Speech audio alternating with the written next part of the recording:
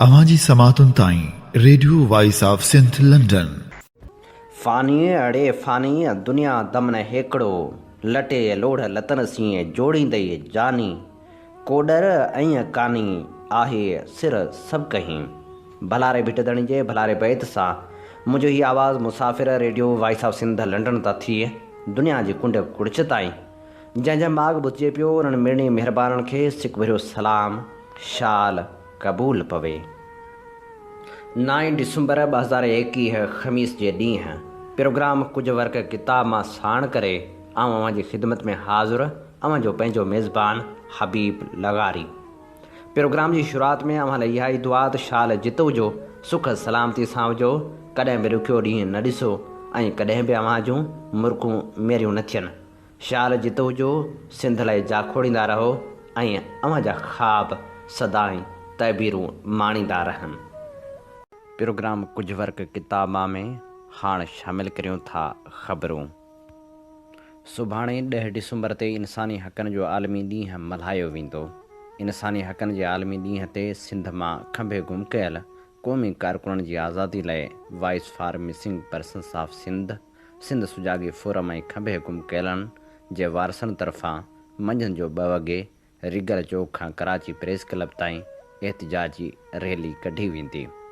इन सिलसिले में सभिनी सिंधियुनि खे अपील कई वई आहे त जीअं हूअ सक़ाफ़ती ॾिहाड़े ते लखनि जे तइदाद में गॾु थिया हुआ, बिल्कुलु ईअं 10 डिसंबर ते सभु गॾु थी हिकु आवाज़ उन्हनि क़ौमी कारकुननि लाइ उथारिनि त जीअं हुननि जी बाज़ियाबी थी सघे।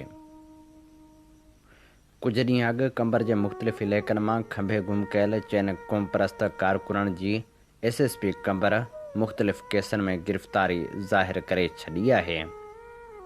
ज़ाहिर कयल वकार चोलियाणी, लबैक चांडियो, बासित चोलियाणी ऐं सिकंदर आरेजो जी जबरी गुमशुदगी ख़िलाफ़ कराची ऐं कंबर समेत सॼी सिंध में एहतिजाज हलंदड़ हुया। इन सिलसिले में सान्याहवंदनि चयो आहे त क़ौमी कारकुननि मथां SSP कंबर कूड़ा केस हणी खेनि ज़ाहिर कयो आहे।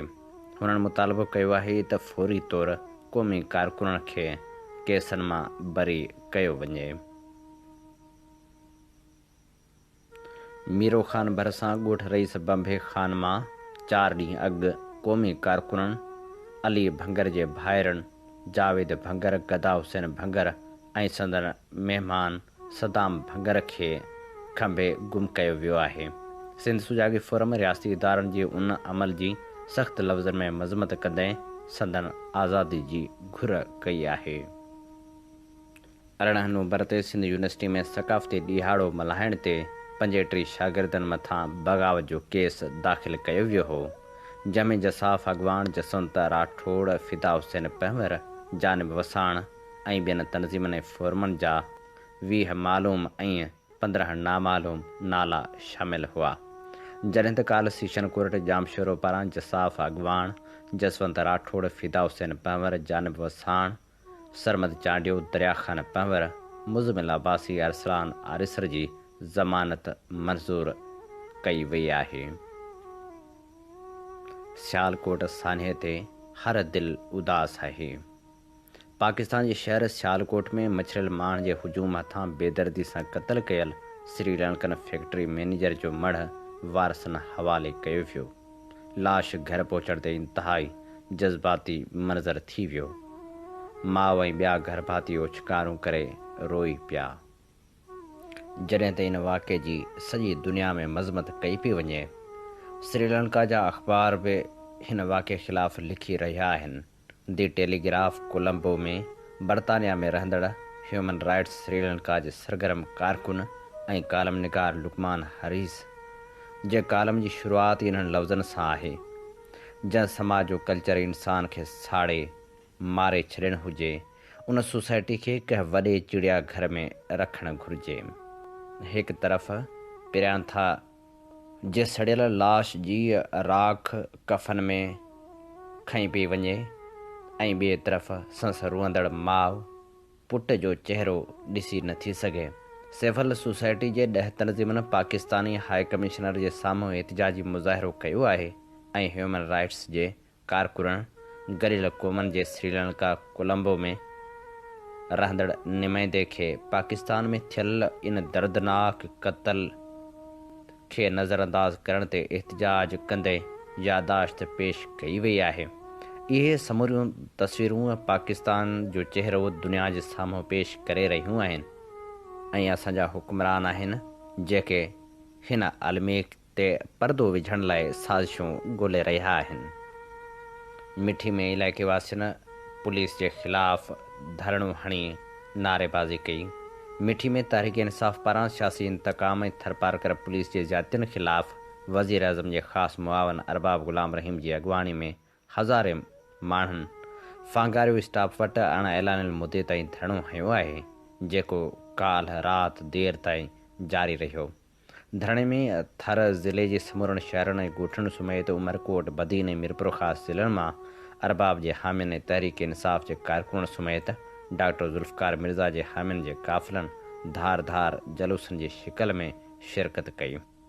धरणे दौरान SSP खे हटाइण जो मुतालबो कयो वियो ऐं इहो बि मुतालबो कयो वियो त फ़ौरी तौर इंतकामी कार्रवायूं बंदि कयूं वञनि। झोल थाणे जे ॻोठ दोदो ख़ान बंबरो भरिसां रहंदड़ ॻोठाणनि हाकिम शर ऐं दिलदार शर जी अॻुवाणी में पुलिस ख़िलाफ़ झोल में एहतिजाजी मुज़ाहिरो कयो वियो। उन मौक़े ते ॻोठाणनि चयो त 4 ॾींहं अॻु पुलिस असांजे हारी अली शेर शर खे बेगुनाह गिरफ़्तार करे गुम करे छॾियो आहे। पुलिस संसां आज़ादी लाइ रिश्वत तलब करे रही आहे। पुलिस खे रिश्वत ॾेई नथा सघूं।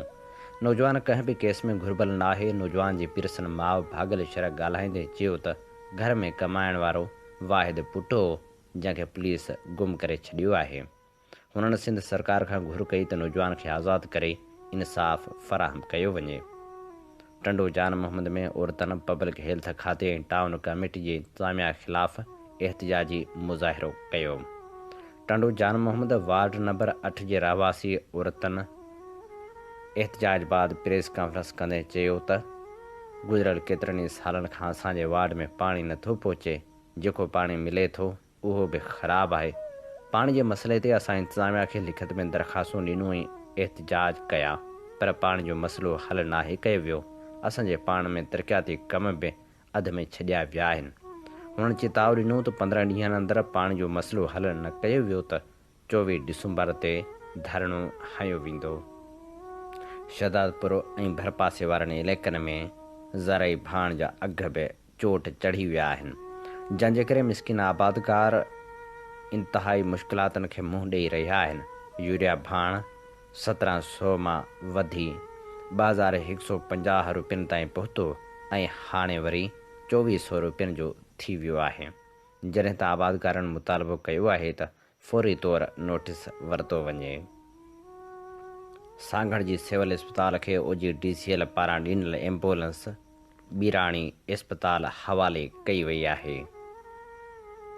सिहत खाते जे अमलदारनि सांगड़ लाइ मिलियल एम्बुलेंस खे ॿीराणी अस्पताल हवाले करे छॾियो आहे। उन हवाले सां शहरियुनि ऐं सांगड़ चैम्बर्स ऑफ कॉमर्स जे नाइब सदर हाजी यामीन कुरैशी ॿुधायो त सांगड़ जे शहरियुनि सां वॾो ज़ुल्म थियो आहे। एम्बुलेंस जे लाइ शहरियुनि वॾियूं कोशिशूं कयूं हुयूं।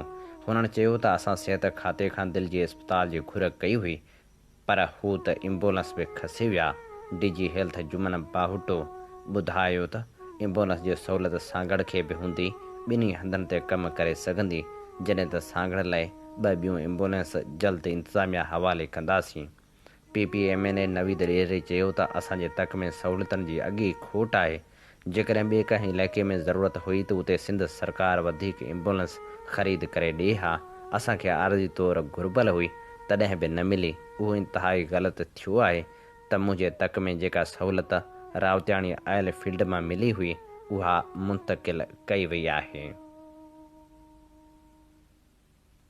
यादि रहे त सिविल अस्पताल सांगड़ खे OGDCL तरफ़ां 16 अक्टूबर 2019 ते जदीद सहूलियतुनि वारी एम्बुलेंस ॾिनी वई हुई, जेका ॻुझ ॻोह में DG हेल्थ ऐं सिहत खाते जे ज़िले इख़्तियारियुनि ॿीराणी अस्पताल खे ॾियारे छॾी। सांगड़ ज़िले में हारियुनि लाइ जदोजहद कंदड़ यार मोहम्मद शेख जे विछोड़े ते वारसनि सां ताज़ियत जो सिलसिलो हलंदड़ आहे।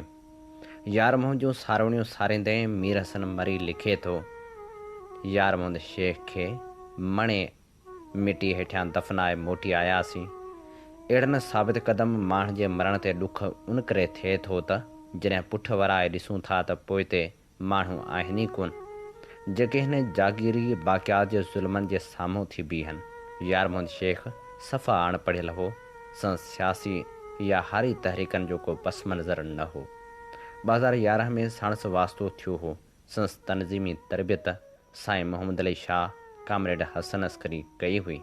हिकु अहिड़ो माण्हू जेको वर्कशॉप जे पीढ़ियल तबिके जे लाइ हिकु उमेद तौरु सुञापण लॻो हो। उते जिते वॾेरकी बाक़ियात माण्हुनि खे पंहिंजे पंजूड़ में जकड़ियो वेठी आहे, उते यार मोहम्मद हारियुनि मज़दूरनि जो भरिजलो थी बीठो हो। उन सॼी जदोजहद में असांजो साथी होशमंद मंकी जेको हारियुनि जे केसनि लाइ पंहिंजे हड़ा वड़ा करे बि साण सां गॾिजी हारियुनि लाइ इंसाफ़ जी ज़ंग चढ़ियल तारनि खे खोलण जी कोशिश में बांह ॿेली हो।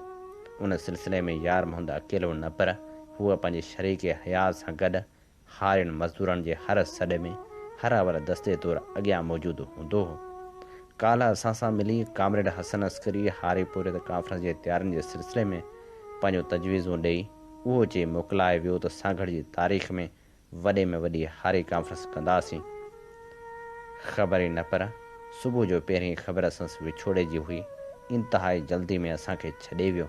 अॼु केतिरनि ई हारियुनि हिक ॿिए खे भाकुर में भरे उछगारूं ॾींदे इहो चवंदे ॿुधमि त असांजी बांह कुल्हे खां निकिरी वई। असां अकेला थी वियासीं।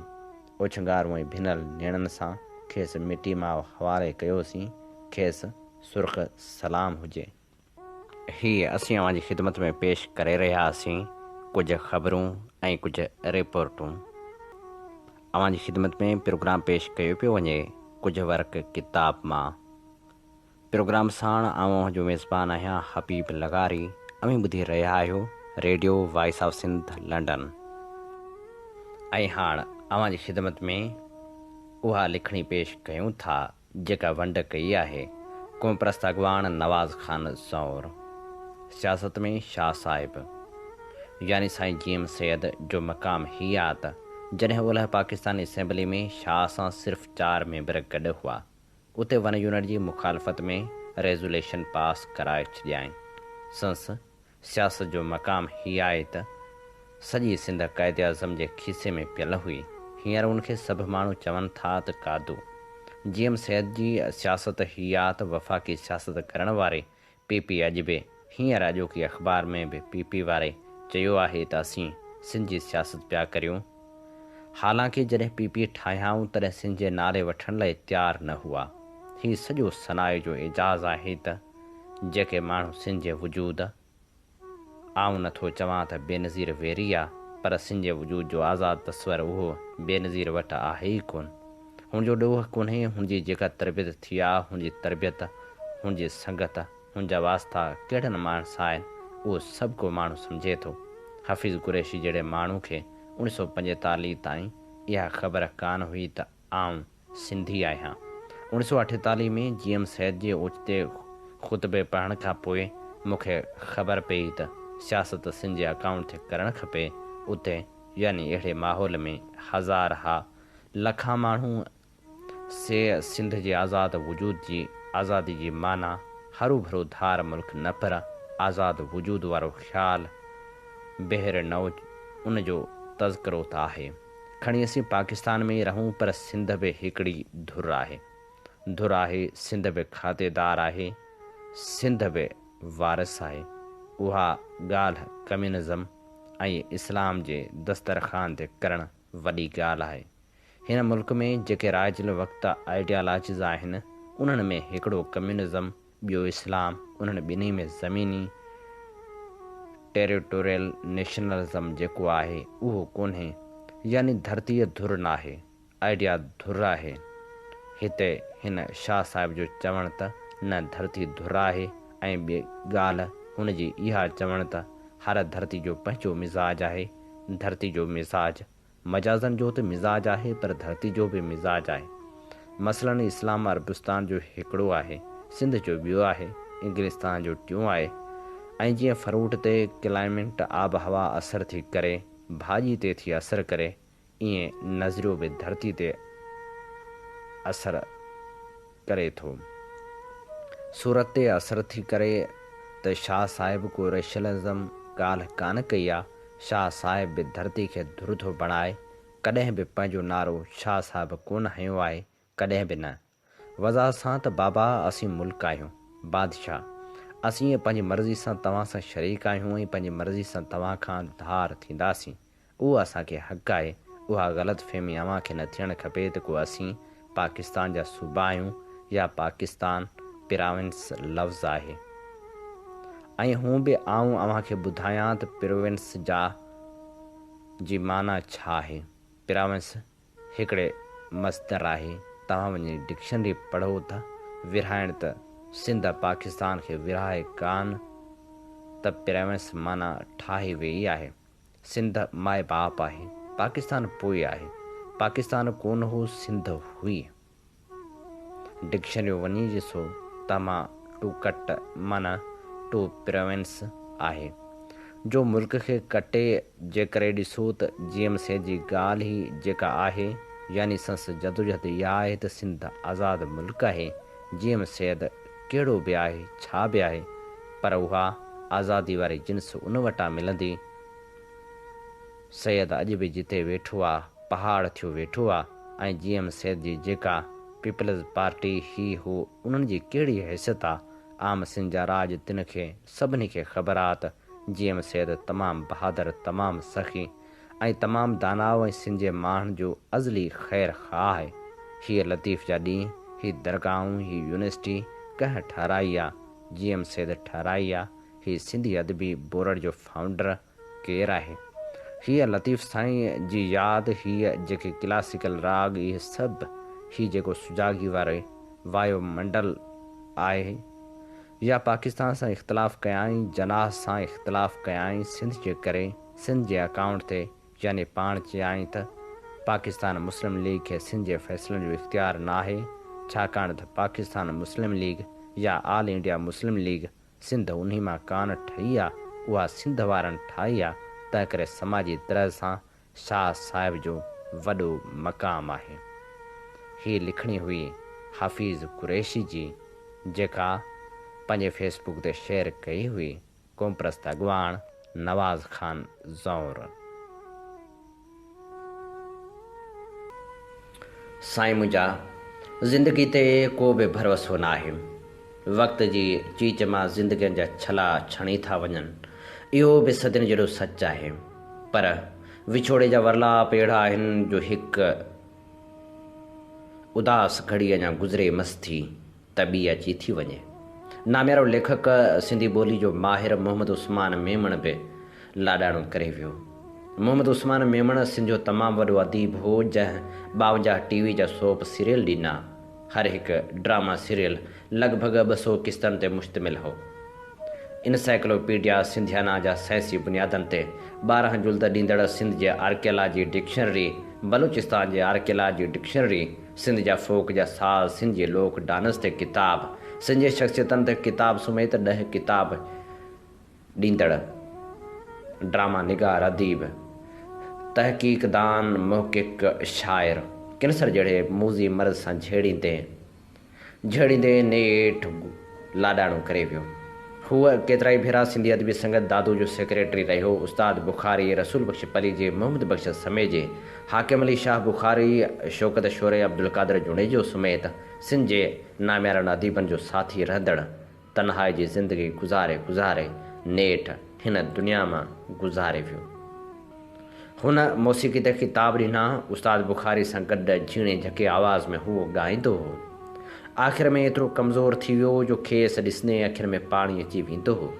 सिंधीअ क़ौम ॿोली जो सहारो बणिजंदड़ लावारसी वारी हालत में ज़िंदगी गुज़ारे वियो। साईं मोहम्मद उस्मान मेमण जे लाॾाणे ते नाम्यारे लेखक ताज जोये लिखियो।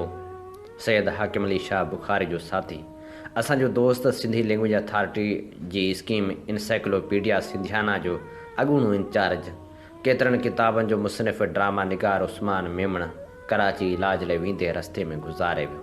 संस मैत खे दादू नियो वियो। हिकु बहितरीनु अदीब ऐं दोस्त जो विछोड़ो दिलि खे खाईंदड़ आहे। शाल संस रूह अब्दे आराम हासिल करे। नाम्यारे शाइर ऐं लेखक अली दोस्त आजिज़ लिखियो वञी केच कलारिया। साईं उस्मान मेमण साहिब खे असां उस्ताद बुखारी साहिब सां ॾिठो ॿुधो। सुरीलो समझदार भलोड़ शाइर गुनगुनाईंदो पियो। स्टेशन रोड दादू ते दवा जो दुकान हूंदो हुअसि। पोइ साईं हाकिम शाह सां जोड़ सिंधी लैंग्वेज अथॉरिटी में इनसाइक्लोपीडिया जे हवाले सां ख़िदमतूं ॾिनाई। जहाज़ झूनो थिए थो त सड़ जी सट बि नथो सही सघे। थोरो अखियूं पूरे माज़ी ॾांहुं कन थो ॾिजे त साईं उस्मान मेमण जो गगो आवाज़ करण में ॿुरण थो लॻे। तोसां हुजत नाहे हाणे, तूं ॼाण तुंहिंजो कमु ॼाणे। ख़ूबसूरत शाइर रजब आज़ाद लिखियो घड़ियूं टे चार ई घारियूं हलियो वियो। सिंध जो नाम्यारो मुहक़िक़ ड्रामा नवीस तारीख़ नवीस ऐं सिंधियाना इनसाइक्लोपीडिया जे 12 जुल्दनि जो मुरतब मोहम्मद उस्मान मेमण बि अॼु असां खां मुंहुं मोड़े अणॾिठल सफ़र ॾांहुं हुसियो। मोहम्मद उस्मान वल्द मोहम्मद बचल मेमण जो जनमु बूबक शहर में 1 अप्रैल 1952 ते थियो। संस वॾड़ा दादू में लॾे आया, जिते हुन सिंधी मैन स्कूल में प्राइमरी ऐं Parmanand Hardas pilot high school मां मैट्रिक पास कई। मोहम्मद उस्मान मदरसा दारुल फ्यूज़ दादू में अरबी ऐं फ़ारसी बि पढ़ियो। तालीम हासिल करण बाद रोज़ी रोटी जी तलाश में कुझु अरसो कराची शहर में रहियो। साल 1978 खां लिखण जी शुरूआत कयाई। संस सुञाणप मुहक़िक़ ड्रामा नवीस मोरिख़ तर्जमा निगार ऐं शाइर तो रहे। पाण बेख़ुद तख़लुस इस्तेमालु कंदो हो। रागदारी जी बि खेसि घणी ॼाण हुई। जवानी में अदाकार बि रहियो। मोहम्मद उस्मान मेमण हाकिम अली शाह सां गॾिजी सिंध जी तारीख़ ते केतिरा ई किताब लिखिया। हुन PTV, KTN, सिंध TV ऐं ॿियनि चैनलनि लाइ ड्रामा लिखिया जेके बेहद पसंदि कया विया। मोहम्मद उस्मान मेमण साल 1992 में सिंधी अदबी संगत दादू जो सेक्रेटरी बि रहियो। संस वॾे में वॾी ख़िदमत सिंधी लैंग्वेज अथॉरिटी पारां सिंधियाना इनसाइक्लोपीडिया जा 12 जुल्द तरतीब ॾियणु आहे। सिंधी अदब जे हिन ख़िदमतगार काल 8 डिसंबर 2021 ते हिन दुनिया खे अलविदा कयो। अॼु राति तुंहिंजी यादि सहारे गुज़ार बि, बेताब दिलि अखियूं ॿई ॿारे गुज़ार बि, चपड़ा अखियूं ॿई टोपे छॾियूं अथमि, उस्मान हाणे रोई रुआरे गुज़ार बि। शाल मालिक साईं संस मग़फ़िरत फ़रमाए।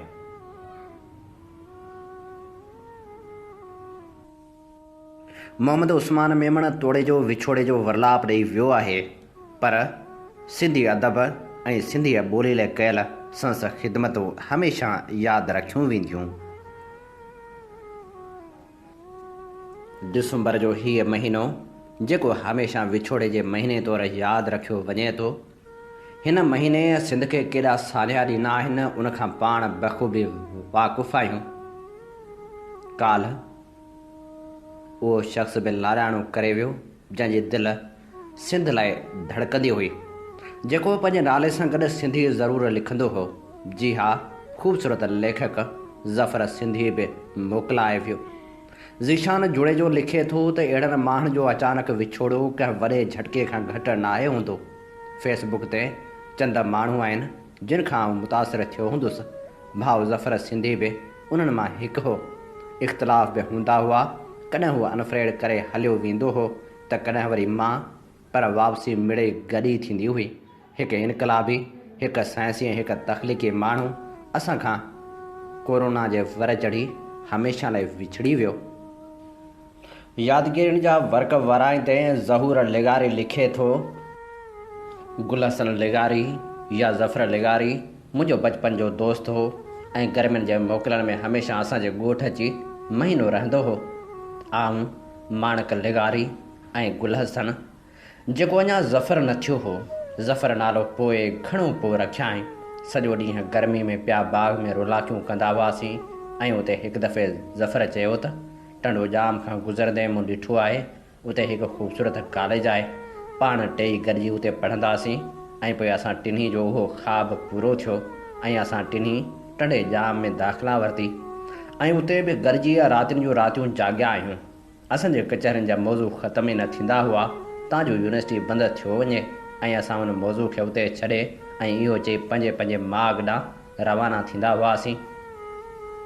ऐं इहो चई उथंदा हुआसीं त वापसि अची उतां ई बहस शुरू कंदासीं। यूनिवर्सिटी जी डिग्री वठण खां पोइ मां जॾहिं बि रांधणु वेंदो हुउसि त वापसी ते ज़फ़र सां कचहरी करण लाइ मोरे में राति ज़रूरु रहंदो हुउसि। पर पोयनि कुझु सालनि खां मां ज़फ़र सां नाराज़ थी पियो हुउसि। पर ज़फ़र, तूं त नाराज़ थियण वारनि मां न हुएं, पोइ अॼु तोखे छा थियो आहे जो कंहिं बि मौज़ू ते बहस नथो करीं, ॻाल्हाईं बि नथो? तूं छो नाराज़ थियो आहीं प्यारा? अहिड़ी नाराज़गी सा बि हमेशह लाइ।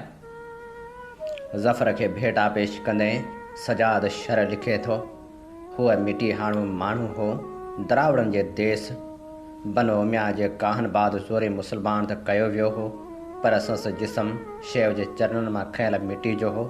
हूअ दरावड़नि जे देस, लकम दीन कुम वली दीन जहिड़े फ़लसफ़े जो क़ाइल हो। हूअ दरावड़नि जे देस जी दांह ते रोई रड़ी पवंदो हो।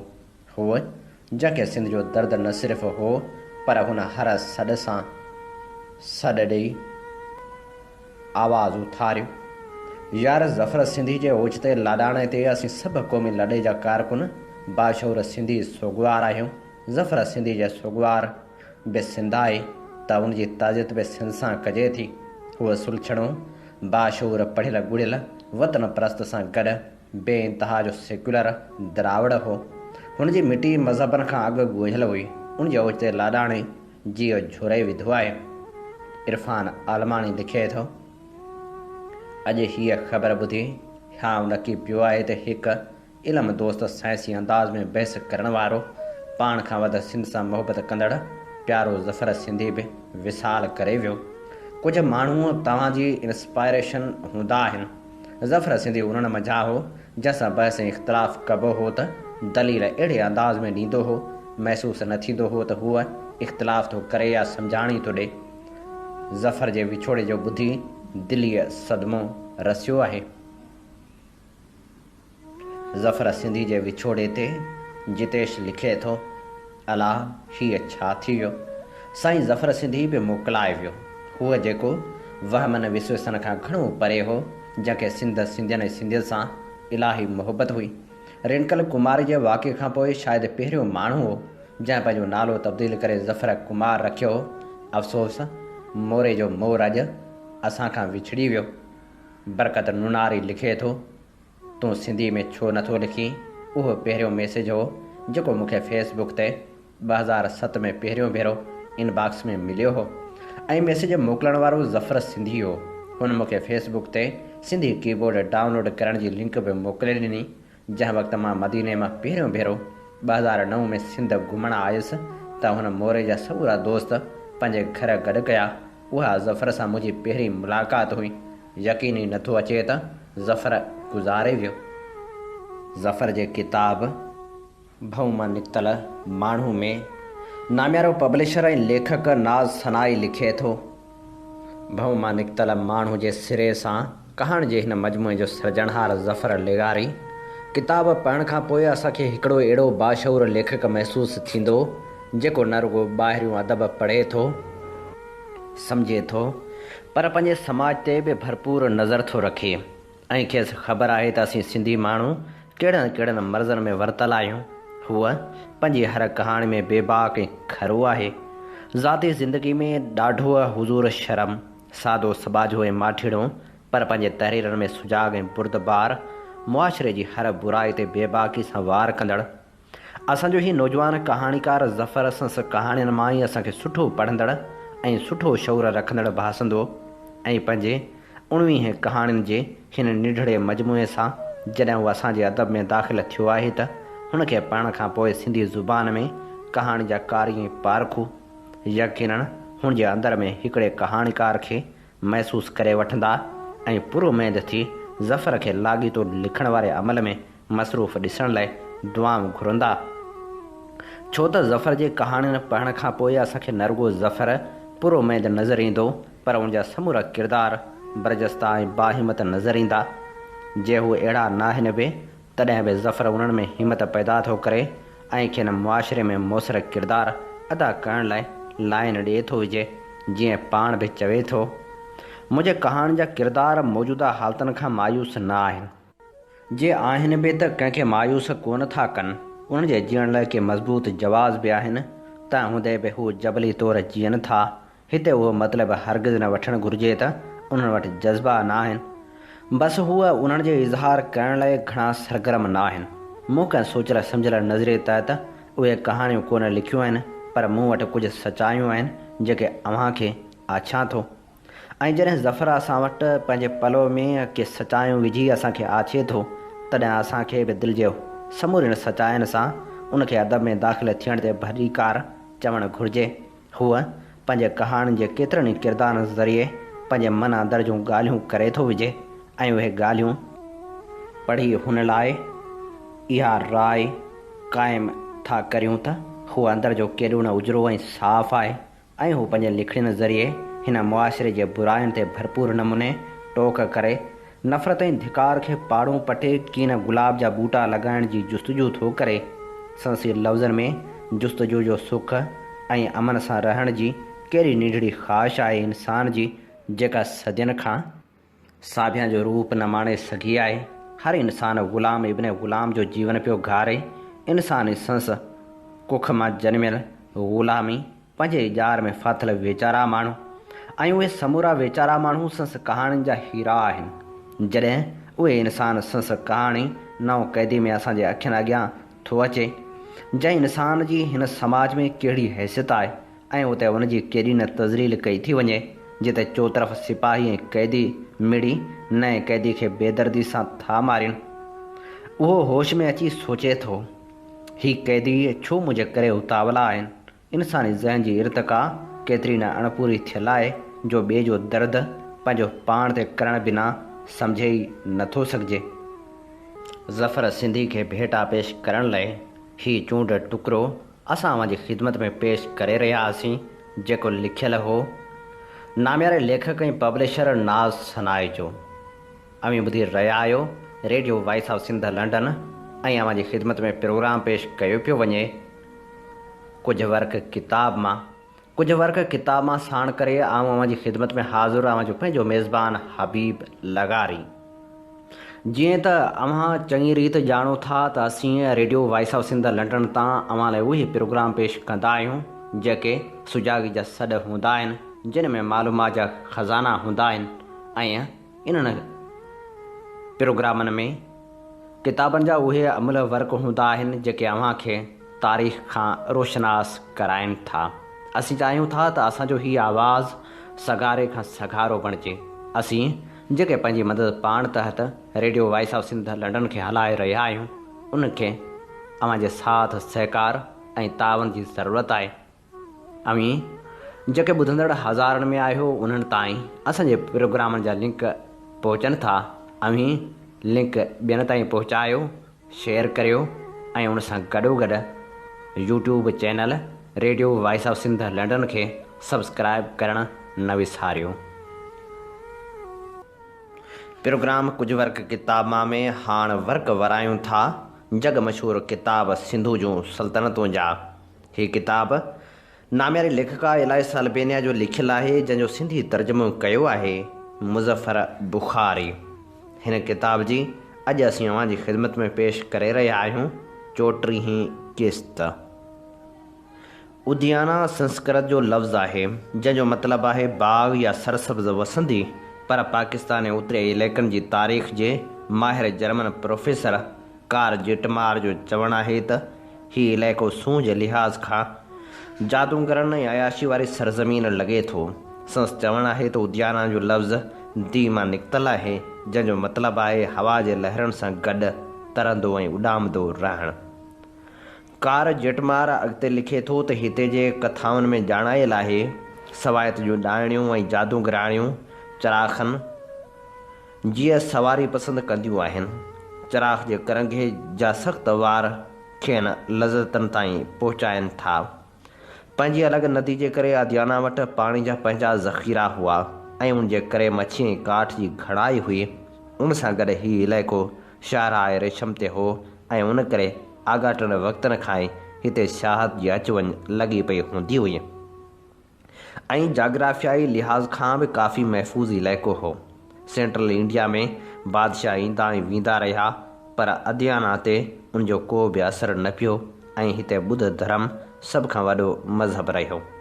हिन वादी जो उहो असूल रहियो त ॿुध मत में जेका बि तब्दीली आई त उनखे हिन खुले दिलि सां क़बूलु कयो।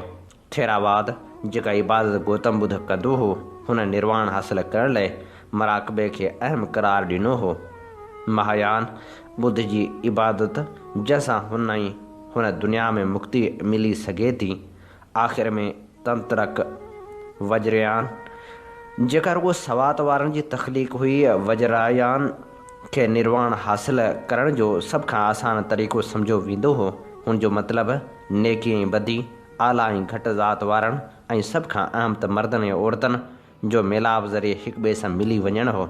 हिन इबादत जी सिख्या जी शुरूआति सभिनी ज़ातियुनि जे गॾिजी रहण ऐं मना थियल शयूं खाइण सां कई वेंदी हुई ऐं उनखां पोइ खेनि मिलाप जी सिख्या ॾिनी वेंदी हुई।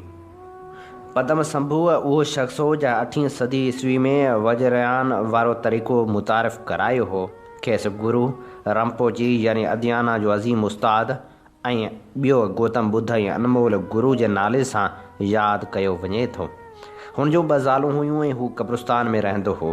पर 8वीं सदी ईस्वी में सवात में ॿुध मत जो ज़वाल आयो ऐं ॿुध मत संभू तिब्बत हलियो वियो, जिते हुन मक़ामी आफ़तनि जो मुक़ाबिलो कयो ऐं पंहिंजी इबादत ज़रिए बादशाह खे ॿुध मत में दाख़िल करे वरितो। हुन तिब्बत वासियुनि खे अहिड़ियुनि शक्तियुनि खां आगाह कयो जेके संस चवण मुताबिक़ के सवा जे गिरोहनि ॾिनियूं हुयूं, जंहिंखां पोइ सवात तिब्बत वासियुनि लाइ यात्रा जो अहम मार्ग बणिजी वियो। पदम संभू जो अॼु बि सॼे तिब्बत में तमामु घणो एतिराम कयो वञे थो। संस पोइलॻ तिब्बत खां लद्दाख ताईं पखिड़ियल आहिनि। संस लाॾाणे खां पोइ संदसि शागिर्दनि खे हिकु किताबु हथ आयो जेको वेढ़ियल ज़र्द पढ़ण ते लिखियलु हो ऐं चयो वञे थो त उहो किताबु हुन ॻुझे तौरु लिखियो हो। तंहिंखां पोइ संस शागिर्दनि लाइ उहो रस्तो जेको वठी हू तिब्बत पहुतो हो ऐं उहे ग़ार जिन में हू रहियो हो वधीक आम यात्रा जा मार्ग बणिजी विया। उन्हनि ग़ारनि में संस चित्र ऐं तशबीहूं बि जोड़ियल आहिनि, जिन में हू रिवायती पाकिस्तानी अंदाज़ में ॾेखारियल ऐं संस मुछूं बि पाकिस्तानी अंदाज़ वारियूं ई आहिनि। अजीब ॻाल्हि इहा आहे त संस पैदाश वारी जाइ यानी पाकिस्तान में खेसि यादि करण वारो को बि न आहे ऐं खेसि बिल्कुलु विसारे वियो आहे। तिब्बत जा यात्री पदम संभू जी वफ़ात खां 500 सालनि ताईं सवात ईंदा रहिया ऐं अॼुकल्ह हिते जापान जा ॿुध मत सां तालुक़ु रखंदड़ यात्री बि नज़र अचनि था। पर 5 खां 7वीं सदी ईस्वी ताईं सवात में चीन जे लावाउनि खे अहमियत हासिल रही ऐं संदन ज़िक्र मिले थो, जिन जी अहमियत सवा जे गुरुअनि जी ओज हासिल करण खां पोइ घटिजी वई। जिन्हनि खे हिंदुस्तान जे लामान प्रचार जे ज़रिए ॿुध मत में दाख़िल कयो हो, हुननि लाइ पंहिंजे धर्म जी अवाइली आस्थान भारत जी यात्रा ॾाढी अड़ंगी हुई। उत्तर में हिकु तरफ़ बर्फ़ सां ढकियल ऊचा जबल हुआ त ॿिए तरफ़ टकला माकुन जो ऋण हो ऐं उनखां हेठि गजगोड़ करे वहंदड़ इंतिहाई भवाइती सिंधु नदी हुई। ॿियो रस्तो तमामु अड़ांगे ख़ौफ़नाक समुंड वारो हो, पर शाहराए रेशम ताईं सदियुनि खां काफ़िला गुज़रंदा हुआ ऐं वणिज वापारु हलंदो हो। उन करे चीनी माण्हुनि लाइ सवात पहुचणु वधीक आसान हो। ज़वान ज़ांग खे क़दीम पोथियुनि में इन करे अहमियत हासिल आहे जो 10,000 मील सफ़र करे सवात पहुतो हो ऐं शायदि हू आख़िरी शख़्स हो जेको हिते आयो हो, जंहिं हिते ॿुधमुत मां ख़ामियूं कढे उनखे ॿीहर असराइतो बणाइण जी कोशिशि कई हुई। 629 ईस्वी में ग़ैर मामूली सलाहियतुनि वारे हिन शख़्स उहो पंध करण जी शुरूआति कई हुई। हुन बाबति लिखियो वियो आहे त हुन पंहिंजे साथियुनि सां गॾिजी मिटी हणनि कपिड़नि सां हुन ॾूर पार जे इलाइक़े जो सफ़र कयो हो। नेट जी हिकु टोकरी पुठनि ते रखी हिन अणॼातल अज़ीम ॾेह ॾोरियो हो। हुन शाहराए रेशम जे बादशाह सां मुलाक़ात कई। बामियान में 53 मीटर ऊची ऐं सोन जी चादर सां ढकियल ॿुध जे मुजसमे जी ज़ियारत कई। बामियान खां हुन ओभर जो रुख़ कयो। ॿुधमुत जे शहरनि काबुल ऐं जलालाबाद मां गुज़री हू ख़ैबर लक पार करे पिशावर पहुतो ऐं आख़िर में हुन हिकु तांगे घेड़ वटां ख़तरनाक ऐं धुंधली सिंधु नदी पार कई। ज़वान ज़ांग उत्तर पथ ऐं हिंदुस्तान जी सरहद खां सिंधु नदी पार कई त खेसि ॿिन्ही इलाइक़नि जी हालति में फ़र्क़ु ॾिसी ॾाढो अफ़सोस थियो। गंधारा जे ख़ानकाहनि जी अबतर हालत हुई। ख़ानकाहनि में झंग मोरे चुको हो ऐं हर तरफ़ वीरानी पखिड़ियल हुई। सवाद जे ख़ानकाहनि में गंदगी ऐं वीरानी हुई। सिंधु नदी जे सिंध तरफ़ वारे किनारे ते लामा सुस्त हॾ हराम ऐं नफ़सियाती ख़्वाहिशनि जा ग़ुलाम बणिजी चुका हुआ। हूअ गोश्त खाइण लॻा हुआ। खेनि उहो इल्मु बि हो त सुअरनि जा वल रुॻो हुननि लाइ मारिया पिया वञनि त जीअं खेनि गोश्त मुहैया करे सघिजे, पर उन जे बावजूदु हुननि गोश्त खाइण न छॾियो हो। हूअ थोरी थोरी ॻाल्हि तां पाण विढ़ी पवंदा हुआ। ज़वान ज़ांग ॾिठो हूअ मामूली ॻाल्हि तां उभा थी वेंदा हुआ ऐं पाण में कुतनि वांगुरु विढ़ण लॻंदा हुआ। संजीदा क़िस्म जा ॿुध लामा अकेलाई में रहण लॻा हुआ ऐं हू बरपुट ऐं ऋण में रहण लॻा हुआ। ज़वान ज़ांग तमामु ॾूराहनि इलाइक़नि जो सफ़र कयो जिते खेसि केतिरा ई अहिड़ा ॿुध लामा बि मिलिया जिन संसि गरम जोशी सां आदर भाव कयो। आख़िरकार हुन अहिड़नि लामाउनि जी मदद सां धर्म में शामिलु थियल बुछड़ायूं ख़तमु कयूं। हुन 16 सालनि जे उन सफ़र में उहो महसूसु कयो त मुसलसल इबादत में ई मुक्ति आहे। 16 सालनि खां पोइ जॾहिं हू वापसि चीन वियो त साणसि गॾु 22 अहिड़ा घोड़ा बि हुआ जिन ते माल गनीमत ऐं मिलियल तोहफ़ा लॾियल हुआ। 400 तबरक वारियूं शयूं ऐं ख़ुराक जा थेला हुआ। ॿुध जो सोनो मजसमो, संदल ऐं चांदी जा ठहियल केतिरा ई मजसमा ऐं 520 सोतर क़दीम पोथियूं बि शामिलु हुयूं। सॼे सफ़र दौरान रुॻो हिकु भेरो ई हुनखे बदतरीन सूरतहाल खे मुंहुं ॾियणो पियो हो। पंहिंजी वापसी वारे सफ़र दौरान जॾहिं हू उन समूरे सामान समेत ॿेड़ी में सिंधु नदी पार करे रहियो हो त विच दरिया में संस ॿेड़ी उथली पई ऐं हथ कयल समूरियूं क़ीमती ऐं तारीख़ी शयूं, हीरा जवाहिर, ॿुज जा मुजसमा ऐं 520 क़दीम किताब सभु कुझु दरिया में लुढ़ी वियो ऐं हू वॾी मुश्किल सां जान बचाए दरिया जे परे भर पहुतो हो। शाहराए रेशम जे बादशाह गप में लिथड़ियल हिन लामा खे ॿुधायो सदियुनि खां अॼु ताईं दरिया जी उहा रिवायत रही आहे त जेको बि ॿिज, ॿूटा, गुल या ॿियूं क़ीमती शयूं खणी दरिया पार करे थो त असां दरिया उहा ई हालति करे थो। सिंधु नदी उहा ताक़त रखे थी त क़ीमती शयूं अॻिते वञण न ॾे। बहरहाल ज़वान ज़ांग पंहिंजी यादाश्त जे सहारे उहे क़दीम सूत्र वरी पाण लिखिया ऐं बिना कंहिं ॿिज खणण जे अॻिते सफ़र कयाईं। चीन में ज़वान ज़ांग जे उन फेरे खे तमामु घणी अहमियत ॾिनी वई। खेसि रियासत जो हीरो सॾियो वियो ऐं अहिड़ी तरह हू तांग ख़ानदान यानी शाही ख़ानदान जो बि हीरो बणिजी वियो। हुन तांग शहनशाह जे लाइ वापसी ते सफ़रनामो ऐं पंहिंजी आत्म कथा लिखी जेके ॿई किताब धर्म बाबति मालूमात जो वॾो ज़ख़ीरो रखनि था। उन सां गॾु उन्हनि किताबनि में तमामु घणी तारीख़ी मालूमात बि शामिलु आहे। दानिश्वरनि ऐं लिखियल पढ़ियल तबिके लाइ उहे किताब सोन जी खाण खां घटि न आहिनि जिन में हिंदुस्तानी ॿुध मुत बाबति तमामु घणियूं शयूं शामिलु आहिनि। पर मज़हबी माण्हुनि लाइ उहो किताब हिकु तलख़ तजुर्बो हो।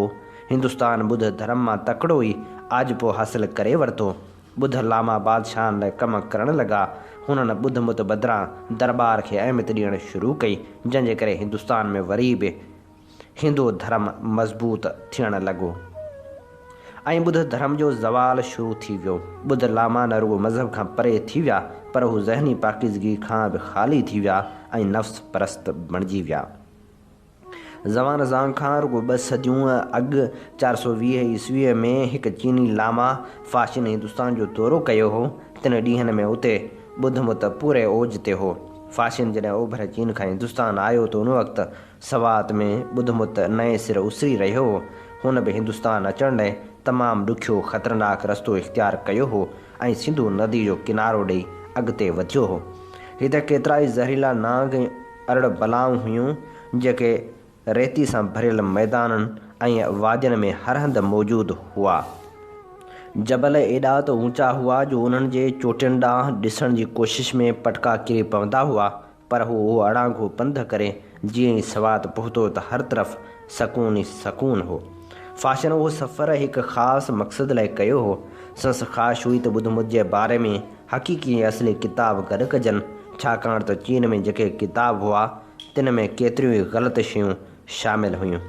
ख़ुशकिस्मती सां तिन ॾींहनि में उत्तर ओलह हिंदुस्तान में ॿुध धर्म पूरे ओज ते हो। हिकु ॻाल्हि यकीनी आहे त जेकॾहिं शाहराए रेशम न हुजे हा त गौतम बुद्ध कॾहिं बि सवात न पहुची सघे हा।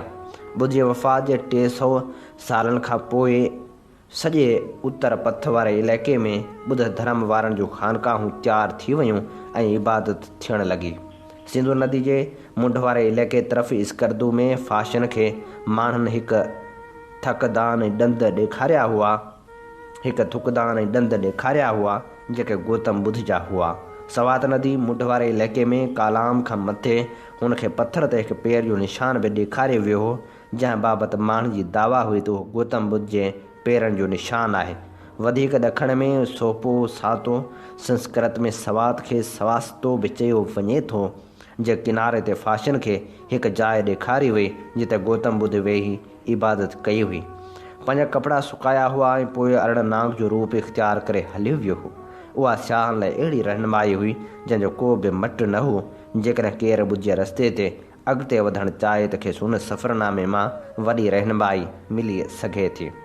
बुध मत वारा गौतम बुद्ध जे अॻूणनि जनमनि बाबति बि दिलचस्प किस्सा ॿुधाइनि था।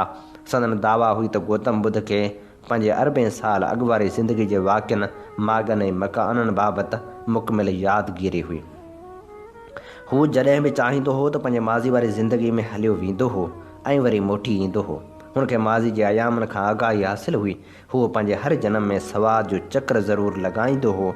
सवात में अहिड़ियूं घणियूं जायूं आहिनि जिन बाबति चयो वञे थो त हिते गौतम बुद्ध पंहिंजूं अखियूं कढायूं, हिते पंहिंजो कंध पाण वढियो, या हिते हुन पंहिंजो जिस्म पखियुनि, जानवरनि या इंसाननि खे खुराक लाइ पेश कयो। उहो ई गौतम बुद्ध जो नज़रियो हो, यानी पंहिंजी ज़ात जी फना ॿियनि जी ज़िंदगी लाइ। अहिड़ी हर जाइ ते हिकु स्टोपा तामीर कयो वियो त जीअं उन्हनि अमलनि जी शाहिदी बाक़ी रहे। स्टोपा जे आसपास में ख़ानकाहूं वॾियूं वियूं। ख़ानकाहनि जे भरपासे में लामान जूं वसनियूं ठहियूं ऐं अहिड़ी तरह गंधारा ऐं सवात वधणु विझणु लॻा ऐं खेनि वधीक अहमियत मिलणु लॻी। बुद्ध धर्म में जबलनि सां मुहबत कई वञे थी। हर हिकु लामा लाइ ज़रूरी आहे त हू ज़िंदगी जो कुझु हिसो आम माण्हुनि खां परे जबलनि में गुज़ारे, पर हू आबादी खां एतिरो परे न वञे जो बुख विघे मरी वञे। ॿिनि पहरनि जी मानी लाइ हुनखे कंहिं न कंहिं आबादी में वञी पिनणो पवंदो हो। क़दीम आसारनि जे माहिरनि खे सवा जी लॻभॻि हर डिघे जबल जी चोटी ते बुद्ध मुत वारनि जी मौजूदगी जा आसार ज़रूरु मिलिया आहिनि।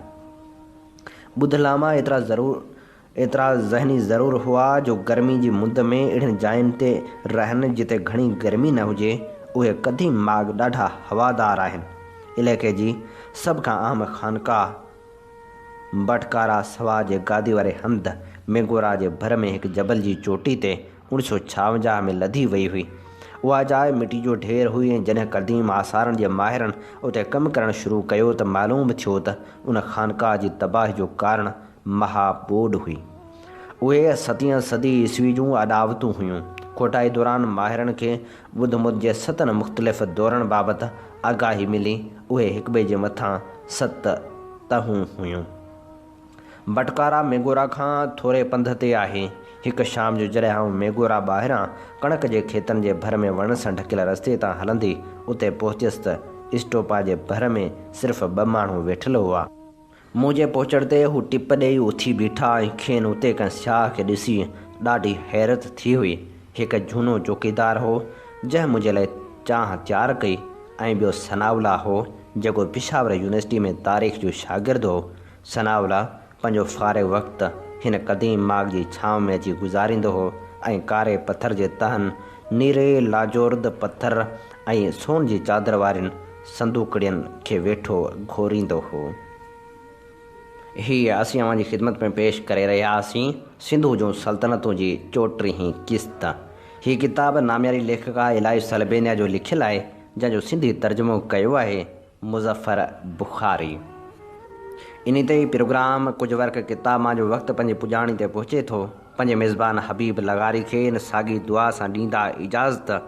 वसे भिट तुंहिंजी भलारा सदा सदा देस परदेस सारा वसन। कॾहिं सिंध सिंधी न मेरी थिए, कॾहिं मोड़ कंहिंजा न मुरझाइजनि। सिंध मुंहिंजी अमा सूंह तुंहिंजी मथां छा लिखी, छा लिखां छा लिखी, छा लिखां। दुनिया जा सिंधियो हिक मुठ थी सिंध बचायो। सिंध मुंहिंजी अम्मा सूंह तुंहिंजी मथां छा लिखी। सिंध जो क़ौमी आवाज़ radio voice of Sindh London.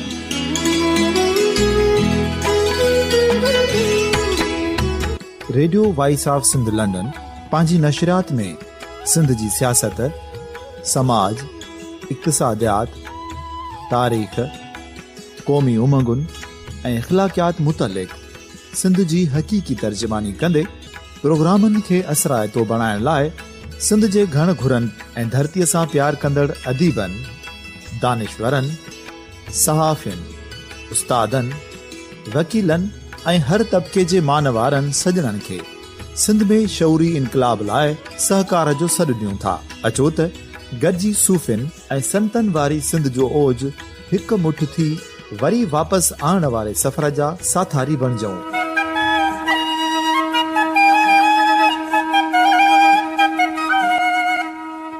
हिकु नए सुबुह जी शुरूआत जो पड़ाॾो घर घर, ॻोठ ॻोठ ऐं शहर शहर ताईं पहुचायो।